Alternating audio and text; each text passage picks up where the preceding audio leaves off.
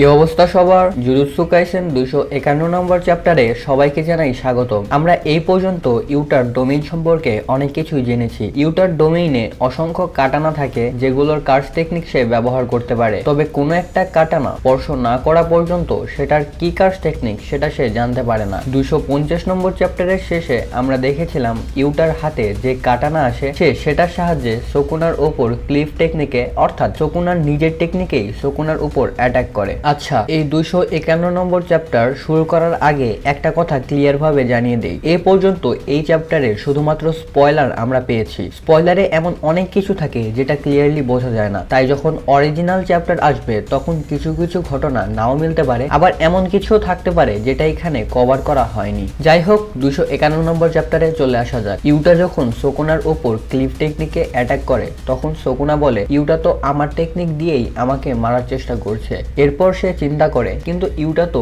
আমার টেকনিক কখনোই কপি করেনি, তাহলে সে কিভাবে এটা ব্যবহার করলো? তখন এই জিনিসটার উত্তর কিছুটা শকুনা নিজেই দিয়ে দেয়। শকুনা ইউটাকে বলে তুমি কি আমার শেষ আঙুলটা খেয়ে ফেলেছো? দেখো, আমার মনে হয় সম্ভবত শকুনার এই শেষ আঙুলটা ব্যবহার করার জন্যই ইউটা শকুনার অ্যাটাক কপি করতে পেরেছে। এই ব্যাপারটা নিয়ে এখনো 100% শিওর হওয়া যাচ্ছে না, কিন্তু হতে পারে যে ইউটাই শকুনার শেষ আঙুলটা খেয়ে ফেলেছে, অথবা সে শকুনার শেষ আঙুলটা নিজের হাতে রেখে তার কার্স টেকনিক ব্যবহার করেছে, আর এই জিনিসটার কারণেই সে মূলত শকুনার ক্লিফ অ্যাটাক শিখতে পেরেছে। এরপর ইউজি আর ইউটা সময় নষ্ট না করে শকুনার উপর অ্যাটাক করতে থাকে। তারা দুজন একটানা শকুনার উপর অনেক বেশি অ্যাটাক করতে থাকে। এখানে ইউজি অনেক বেশি সিরিয়াস ছিল, সে একটানা শকুনাকে কিক আর পাঞ্চ করতে থাকে। আসলে সে ভাবছিল এটাই তার শেষ সুযোগ শকুনাকে হারানোর, কিন্তু তখনই শকুনা ইউজিকে ধরে ফেলে। সে ইউজিকে ধরে ইউজিকে গলা টিপে মারার চেষ্টা করে, কিন্তু তখনই ইউটা এখানে এসে শকুনার মুখে নিচ থেকে একটা পাঞ্চ করে। এ কারণে ইউজি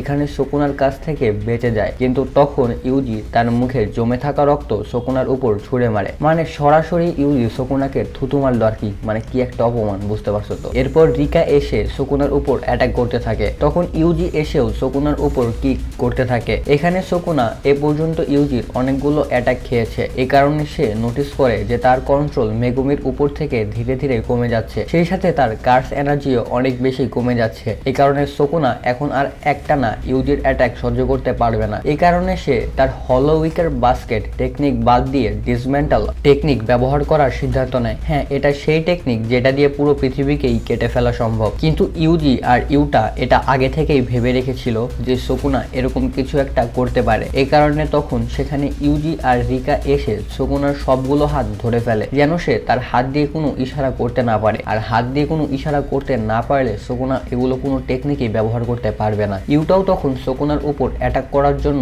যেতে থাকে। এখানে ইউটা শকুনার একটি হাত কেটে ফেলে। এখন আমরা জানতে পারি ইউজি শুধুমাত্র শকুনাকে অপমান করার জন্য তার মুখে রক্ত ছুঁড়ে মারেনি, এটা আসলে ইউজির একটা টেকনিক ছিল। আসলে যখন ইউজির রক্ত শকুনার মুখে পড়েছিল তখনই তার মুখ ব্লাস্ট করেছিল। এখানে বোঝা যাচ্ছে যে ইউজি ব্লাড ম্যানিপুলেশন টেকনিকে ভালোই মাস্টার হয়ে গেছে। এরপর আমরা ছোট্ট একটা ফ্ল্যাশব্যাক দেখতে পাই। এখানে মেগুমিকে ফ্রি করার প্ল্যান নিয়ে তারা কথাবার্তা বলছিল। আসলে দুজন মানুষের সোল কম্বাইন করা সম্ভব, কিন্তু দুইটা সোলকে কখনোই একটা সোলে কনভার্ট করা যায় না, তাই মেগুমির সোল এখানে তার ভেতরেই আছে। কিন্তু যেহেতু শকুনা মেগুমির বডির উপর কন্ট্রোল নিয়ে রেখেছে, তাই শকুনার সোলের কিছু একটা করতে হবে যেন মেগুমির সোল মেগুমির বডির উপর ফুল কন্ট্রোল পেয়ে যায়। এখানে তাদের প্ল্যান ছিল যে ইউজি শকুনার উপর একটানা অ্যাটাক করে শকুনা আর মেগুমির সোলকে আলাদা করার চেষ্টা করবে, আর এই সময় অ্যাঞ্জেলের জ্যাকব ল্যাডার টেকনিক শকুনার কার্স টেকনিককে কিছুটা দুর্বল করে দিবে, যে কারণে ইউজির কাছে মেগুমিকে বাঁচানোর সুযোগ চলে আসবে। তাদের প্ল্যান অনুযায়ী ইউজি আর রিকা মিলে শকুনার সবগুলো হাত ধরে ফেলে,